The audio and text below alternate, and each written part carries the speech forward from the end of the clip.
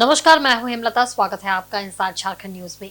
राजधानी रांची के प्रदेश भाजपा कार्यालय में प्रदेश भाजपा अध्यक्ष के द्वारा एक प्रेस वार्ता आयोजित की गई।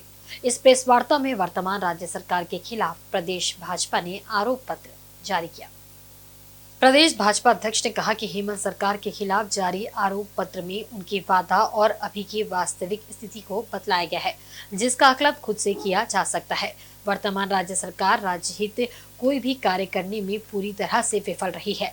भ्रष्टाचार के बिंदु पर तो राज्य सरकार अपनी चरम सीमा को पार कर चुकी है। वर्तमान राज्य सरकार के 4 साल के कार्यकालों को देखा जाए तो सिर्फ इलीगल कार्य हुआ है। वहीं झारखंड राज्य में कानून व्यवस्था, महिला सुरक्षा पूरी तरह से चरमराई हुई है। झारखंड में तुष्टीकरण की राजनीति भी जोरों पर देखी जा रही है।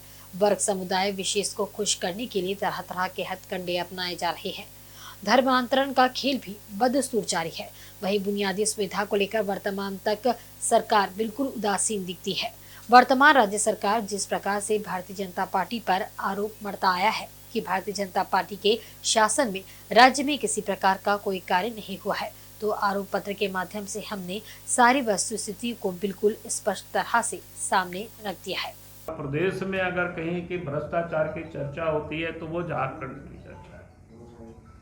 आज पूरे राज्य नहीं, पूरे देश में उसकी चर्चा है। अब पूरे 4 वर्षों तक आप देखें तो सरकार ने कोई लीगल काम नहीं किया, सब इलीगल काम किया।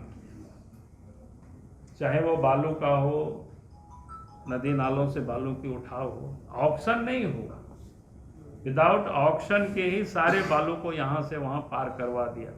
बिहार को गया, यूपी को गया, खूब उसमें से टका कमाया, किसी से चुका हुआ नहीं।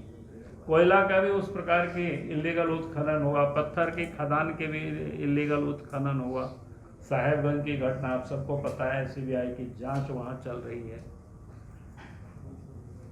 अगर हम ऊपर की बातों को छोड़ भी दें तो नीचे भी, चाहे ब्लॉक हो, अंचल हो, थाना हो, जहाँ आम लोगों को काम पड़ता है, उन सारे दफ्तरों में आज की तारीख में भ्रष्टाचार व्याप्त है। बिना पैसा से कोई काम नहीं होता है, लोग बिल्कुल परेशान हैं।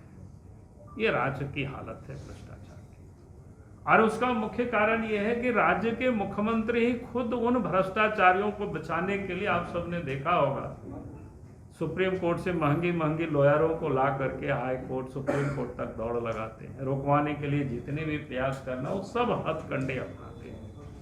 ईडी वालों ने कई नोटिस भेजे, उनको लिख करके दिया अमुक अमुक भ्रष्ट लोगों के ऊपर एफआईआर करें, लेकिन आज भी उन सारे फाइल हेमंत सोरेन के आलमीरा में पड़ा हुआ है, रखे हुए हैं, एफआईआर ही नहीं कर रहे हैं। तो जब भ्रष्ट अफसरों को बचाने में खुद मुख्यमंत्री लगे हो तो फिर भ्रष्टाचार कैसे समाप्त होगा। और दूसरी तरफ आपने देखा कि ईडी ने मुख्यमंत्री को ही कितना 6 नोटिस दे चुका, और 6 नोटिस देने के बाद में मुख्यमंत्री हाजिर नहीं हो रहे हैं, शामिल नहीं हो रहे हैं, तो ये बिल्कुल स्पष्ट है। एक और जहां वो कहता है कि हम डरते नहीं हैं, तो फिर भागते क्यों हैं? अगर वो गड़बड़ किए नहीं होते तो सीना तान करके आप देखते वो चले जाते हैं दफ्तर में, लेकिन उनको पता है कि जिन कारणों से उनको नोटिस कर रहा होगा, तो उनको अच्छी तरह से मुख्यमंत्री को पता है कि उनके पास कोई जवाब नहीं होगा, इतनी उन्होंने गड़बड़ किए होंगे। और खबरों के अपडेट्स के लिए बने रहे हमारे साथ ही हमारे चैनल को लाइक, सब्सक्राइब और शेयर करना ना भूलें। धन्यवाद।